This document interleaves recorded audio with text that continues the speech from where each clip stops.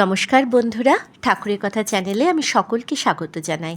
পরম গুরু শ্রী শ্রী রাম ঠাকুরকে প্রণাম জানিয়ে প্রতিদিনের মতো ঠাকুরের কথা নিয়ে আমি অন্তরা আপনাদের কাছে। সকল বড়দেরকে প্রণাম জানাই। সকল বন্ধুরা ভালো থাকবেন, সুস্থ থাকবেন এই কামনা করি। আজকে ঠাকুরের কথা রামভাই স্মরণের গ্রন্থ থেকে ফণীন্দ্র কুমার মালাকারের কথাই আপনাদেরকে শোনাব। ফণীন্দ্রবাবুর বাড়িতে ঠাকুর কেন ভোগ গ্রহণ করেননি এবং এর কারণ হিসাবে তিনি যা শিক্ষা দিয়েছিলেন, আজকের পর্ব আমার তাই নিয়ে। সঙ্গে থাকবেন। তাহলে শুরু করছি ঠাকুরের কথা ফণীন্দ্রবাবুর কথায়। ঠাকুরভাই ঢাকায় আসিয়াছেন। একদিন ঠাকুরভাই ও আমাকে সঙ্গে নিয়ে বুড়ি গঙ্গার ধারে ভ্রমণ করিবার ফিরেবার সময় ঠাকুর বলিলেন, এইখানের কাজ শেষ হয়েছে, এইবার আমারে ফেনী নিয়া চলেন। ফেনী স্টেশন নামুন না, তার আগে যে স্টেশন থাইকা সুবিধা সেইখান থাইকাই মোটর গাড়ি কইরা নিয়া গেলে লোক জানাজানি হইব না। আমি কিছুদিন নিরিবিলি থাকিতে চাই, সেইখানেও থাকতে দিব না, দেশান্তর কইরা ছাড়ব।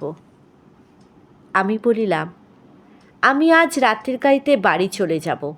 আপনারা আগামীকাল দ্বিপ্রহরের ট্রেনে রওনা হলে ফেনী পৌঁছাবার পূর্বে রাত হয়ে যাবে। আমি কাল সন্ধ্যার পর গাড়ি নিয়ে শস্যদী স্টেশনে আপনাকে নামিয়ে বাড়ি নিয়ে যাব, তাহলে আর জানাজানি হবে না। ঠাকুর বললেন, উত্তম, সেই ব্যবস্থাই করেন। মাধবদার বাসায় ফিরিয়া এসে ঠাকুর পঞ্জিকা দেখিয়া বলিলেন, 11:50 আগামীকাল যাত্রার সময়। মাধবদা বলিলেন, একবার যাবেন বললে তাকে আর বেঁধে রাখা যায় না। আসেনও নিজ ইচ্ছায়, যানও নিজ ইচ্ছায়, আপনারা নিয়ে যাবেন। আমার বাসায় ফিরে আসলাম। ওই রাত্রি 12টায় ট্রেনে আমি বাড়ি রওনা হই। তারপরের দিন 28শে বৈশাখ সন্ধ্যা 6:50 আমি গাড়ি লইয়া শস্যদী স্টেশনে ট্রেনের অপেক্ষায় থাকি। 7টার ট্রেনে পৌঁছালে হঠাৎ গুড়ি গুড়ি বৃষ্টি পড়তে শুরু করে। ওই বৃষ্টির মধ্যে ঠাকুরকে লইয়া মোটর গাড়িতে উঠাইয়া চারিদিকে পর্দা ফেলিয়া দিয়া মোটর গাড়ি চলিল। মধ্যপথে প্রবল তুফান, বৃষ্টির দাপটে ভিজিয়া বাড়িতে উপস্থিত হইলাম। সঙ্গে সঙ্গে কালবৈশাখী খেলাও বন্ধ হইয়া গেল। রাত্রি 10টায় শয়ন দেওয়ার সময় ঠাকুর আদেশ দিলেন, আমি এখানে আছি, কারেও জানাইবেন না, আসতেও দিবেন না, আমি নিরিবিলি বিশ্রাম নেব। পরদিন হইতে সদর গেট ভেতর দিক থেকে দিবারাত্রি বন্ধ থাকে। পিছনের দরজা দিয়ে আমরা যাতায়াত করি। লোক আসিয়া জিজ্ঞাসা করিলে আমরা উত্তরে বলিতাম, না, ঠাকুর এখানে নাই। ক্ষুণ্ণ মনে লোক ফিরিয়া যাইত। প্রমোদবাবু মধুদা নবদ্বীপদাকে সত্য কথাই জানাইয়াছি, তাহারা কিন্তু আসিতেন না। এইভাবে ঠাকুরকে নির্জনে রাখিয়া 1 সপ্তাহ পরে বর্দা ও বর্দির ওপর ঠাকুর সেবার ভার ন্যস্ত করিয়া আমি ও ঠাকুর ভাই নিজ নিজ কাজে বাহিরে যাওয়ার উদ্দেশ্যে ঠাকুরের নিকট যাইয়া শ্রীপদে প্রণাম করিলে ঠাকুর জিজ্ঞাসা করিলেন, কবে ফিরে আসবেন? জানাইলাম, 15-20 দিন পর ফিরে আসব। বর্দা ঠাকুর ভোগের কাজ করিবার জন্য একজন কর্মচারী নিযুক্ত করিয়া ঠাকুর সেবা চালাইতে শুরু করিলেন। বর্দি শুধু ভোগ দ্রব্য ঠাকুরের সামনে দিতেন। 20 দিন পর ঢাকা হইতে বৈকাল 4টে বাড়ি পৌঁছায় ঠাকুরের নিকট যাইয়া দেখি বিবর্ণ বিষণ্ণ ঠাকুর গোপ দাড়িতে একাকার হইয়া আছেন। চমকিয়া উঠলাম 2 ভ্রাতা। জিজ্ঞাসা করিলাম, এরই মধ্যে এরকম হয়ে গেছো কেন? গোপদারি অত বড় হয়েছে কেন? তোমার অসুখ করেছে কি? ঠাকুর করুণ কণ্ঠে বলিলেন, কয়দিন ধইরা উচাটন হইতে আছে, এইখানে আর থাকুম না, আমারে অন্যত্র নিয়া চলো। 2-4 দিন বিশ্রামের পর নিয়া যাব বলিয়া ঘরে যাইয়া পিতা ঠাকুর বর্দা ও বর্দিকে প্রণাম করিয়া ঠাকুরের কি হয়েছে জানিতে চাইলে বর্দা বলিলেন, কি জানি কেন ঠাকুর কদিন যাবৎ তেমন কিছু আহারই করেন না, কথাবার্তাও কম বলেন। আমি জানাইলাম, ঠাকুর এখানে আর থাকিবেন না, অন্যত্র চলিয়া যাইবেন। শুনিয়া বর্দা ভীত হইলেন, পিতা ঠাকুর বিমর্ষ হইলেন, বর্দি ঈষৎ হাস্য করিলেন। বর্দির নিকট যাইয়া বিষয় বৃত্তান্ত জানিতে চাহিলে তিনি বলিলেন, তোমরা চলিয়া যাইবার পরদিন দাদা আমাকে বলিলে, সুরবালা, তুমি একাকী সময় মতো ঠাকুর ভোগ তৈয়ার করে ভোগ দিতে পারিবে না, এই জন্য একজন লোক ঠাকুর ভোগ তৈয়ার করিয়া দিতে পারবে বলিয়া সম্মত হইয়াছে, তাহাকে আজ সন্ধ্যায় আসতে বলিয়াছি। আগামীকাল হইতে সেই ভোগ তৈয়ার করিয়া দিবে, ক্ষীর তাহার যোগান দিবে, তুমি ভোগদ্রব্য ঠাকুরের সামনে দিও। আমি আপত্তি জানাইলে দাদা রাগ হইয়া উঠায়, আমি আর কিছু বলি নাই। পরদিন হইতে সে ভোগ তৈয়ার করিয়া দেয়, আমি ভোগ লইয়া ঠাকুরের সামনে দিই। ভোগদ্রব্য ঠাকুর স্পর্শও করেন না, 2-1 চুমুক দুধ পান করিয়া ভোগ লওয়া শেষ করেন। আমি ভয় ঠাকুরকে ভোগ লইতে কোনো দিন অনুরোধ করি নাই। দাদাকে জানাইলে তিনি চুপ করিয়া থাকেন।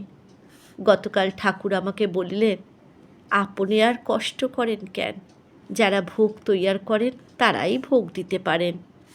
বর্দা বলিলেন, ভোগ তৈয়ার করার তেমন কাজ কি, শুধু তরকারিগুলো পরিষ্কার করিয়া কাটিয়া ধুইয়া ইকমিক কুকার জ্বালিয়া 20-30 মিনিট সিদ্ধ করিয়া নেওয়া, দুধ স্টোভে গরম করা, এই তো ভোগ তৈয়ারির কাজ। তারপর ভোগের ঘরে যাইয়া দেখি কর্মচারীটি ভোগের জিনিসপত্র ঠিক করিতেছে। জিজ্ঞাসা করিলাম, এখন কি করিবেন? তিনি বলিলেন, ভোগের কাজ শুরু করব। আমি বলিলাম, আপনাকে আর ভোগের কাজ করিতে হইব না, আমি আসিয়াছি, এখন আমিই করিব। কর্মচারী রাগতভাবে ঘর হইতে বাহির হইয়া বর্দার ঘরের দিকে গেল।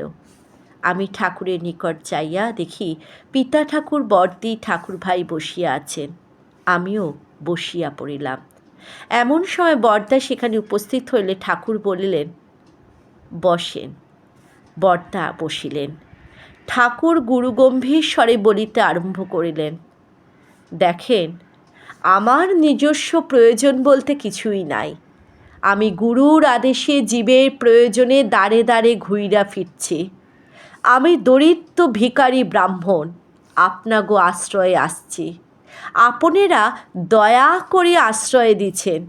আশ্রিত পালন ধর্ম, শাস্ত্রের বহু দৃষ্টান্ত আছে। আমার মতো গরিব আশ্রিতের সেবার জন্য কোনো লোকের প্রয়োজন হয় কি? প্রয়োজন হয় যেহেতু আপনারা ধনী মানী ব্যক্তি। এমন নিকৃষ্ট আশ্রিতের সেবা করলে সেইটা আপনাগো মতো ধনী ব্যক্তির মানে বাঁধে, লোকের নিকট হাস্যস্পদ হইবেন। ঠাকুর কিছু সময় নীরব থাকিয়া পুনরায় বলিতে লাগিলেন, আপনারা পয়সা ধনী আমার জানা আছে। এত অল্প ধনে এত পোদ্দারি কেন? আপনেগো থাইকা লক্ষ লক্ষ গুণ শ্রেষ্ঠ ধনবান লোক আমার জানা আছে, যারা লালসায় হন্য হয়ে ঘুইরা মরছে। সেবা কি গাছের ফল যে কুড়াইয়া পাওয়া যায়? লক্ষ লক্ষ জন্মের তপস্যা লব্ধ ধন সেবা। সেবার অর্থ হইল নামের নিকট থাকা।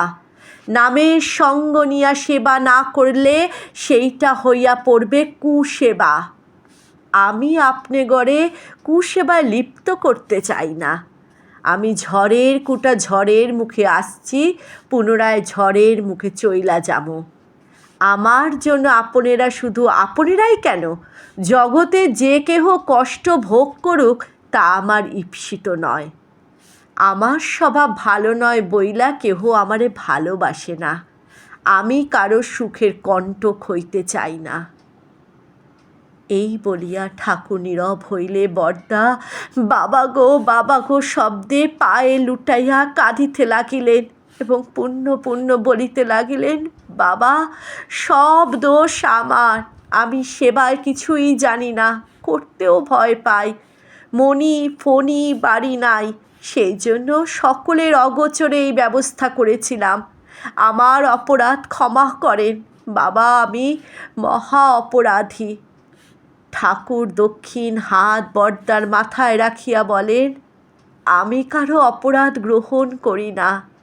এই সকলই আমার ভাগ্যলব্ধ। আমি ফোঁস করি, কামড় দিই না। ইহার পর ঠাকুর প্রণাম করিয়া সকলে আমরা বাহিরে আসিলাম। নূতনভাবে সব কিছু তৈয়ার করিয়া রাত্রি 9টায় ঠাকুর ভোগ দিলাম। ঠাকুর কৃপা করিয়া গ্রহণ করিলেন। এই সংবাদ শুনিয়া বাড়ির সকলে সন্তুষ্ট হইলেন। জয় রাম, জয় গোবিন্দ।